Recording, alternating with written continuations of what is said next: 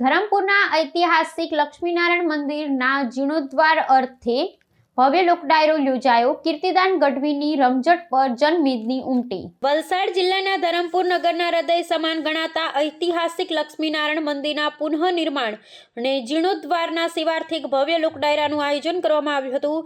ધરમપુરના રાજવી પરિવાર અને સ્થાનિક ટ્રસ્ટ દ્વારા આયોજિત આ કાર્યક્રમમાં ગુજરાતી લોકસંગીત ક્ષેત્રના સુપ્રસિદ્ધ કલાકાર કીર્તિદાન ગઢવીએ પોતાની આગવી શૈલીમાં ભજન અને લોકગીતોની પ્રસ્તુતિ કરી શ્રોતાઓને મંત્રમુગ્ધ કર્યા હતા. આ ધાર્મિક અને સાંસ્કૃતિક મહોત્સવમાં દક્ષિણ ગુજરાતભરમાંથી મોટી સંખ્યામાં માઈ ભક્તો અને સંગીત પ્રેમીઓ ઉમટી પડ્યા હતા, જેને કારણે સમગ્ર નગર ભક્તિમય વાતાવરણમાં ગરકાવ થઈ ગયું હતું.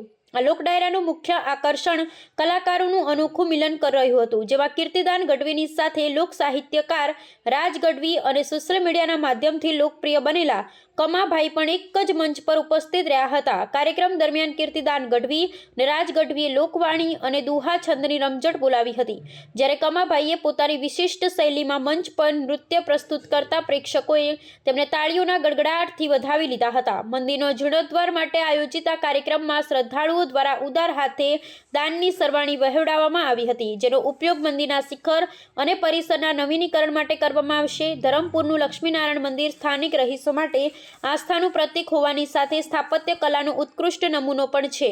સમય જતાં જર્જરિત થયેલા આ ઐતિહાસિક વારસાને જાળવી રાખવા માટે સમસ્ત નગરજનોને એકજૂથ થઈ આ ભગીરથ કાર્ય ઉપાડ્યું છે. કાર્યક્રમમાં ઉપસ્થિત મહાનુભાવોએ આ કાર્યને બિરદાવતા જણાવ્યું હતું કે ધર્મ અને સંસ્કૃતિના રક્ષણ માટે આવા આયોજનો અનિવાર્ય છે. ડાયરાના અંતે મંદિર ટ્રસ્ટ દ્વારા તમામ કલાકારોનું વિશેષ સન્માન કરવામાં આવ્યું હતું અને એકત્રિત થયેલ ફંડની વિગતો આગામી દિવસમાં સાર્વજનિક કરવામાં આવશે તેમ જણાવ્યું હતું. ધરમપુર, વલસાડ અને સાઉથ ગુજરાતની જનતા ખૂબ ભક્તિ ભાવવાળી છે, ખૂબ પ્રેમાળ છે અને ખૂબ સારા સંગીતને સાંભળે છે.